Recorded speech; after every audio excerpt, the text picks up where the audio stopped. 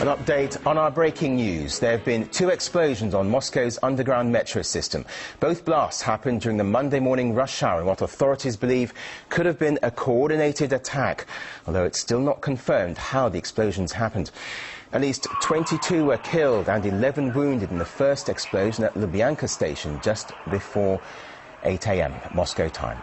The station is near to the Kremlin and is beneath the headquarters of the Federal Security Service.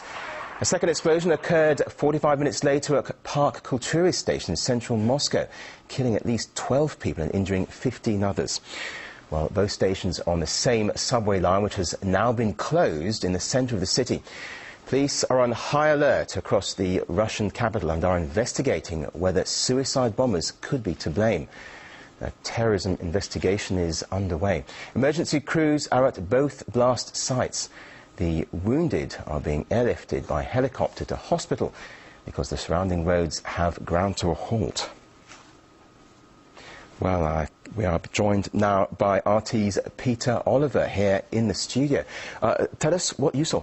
I've just made my way into the studios here in central Moscow, right next to the Park Kultury area, and it is pretty much a scene of absolute carnage outside. A Monday morning, one of the busiest times of the day, one of the busiest areas of Moscow, completely ground to a halt, one of the, I say, busiest lines on the Moscow metro.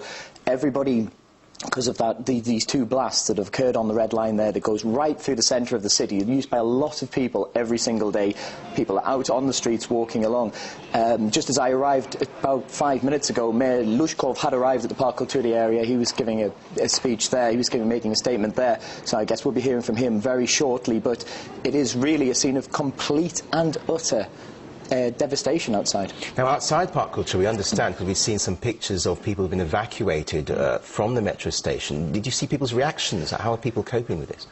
There is really a shell-shocked look on everybody's face. It's wrong to use the comparison to the footage that everybody's familiar with of 9/11, of people walking through the streets, but that is really what we're seeing out there. I mean, I live right at the Park Kultury area, just over the road from where the metro station is, and I was first came to my awareness that this was all going off when the helicopters started flying over. Of course, no-fly zone in Moscow. Hearing helicopters in the morning was very, very unusual. And yes, there's definitely it's a very bizarre atmosphere outside. And we've seen some pictures filmed on a mobile phone of people outside Park Kultury milling around, and also we can see pictures here of what the metro normally looks like. Just how shocking an occurrence is this, do you think, particularly in the rush hour in Moscow?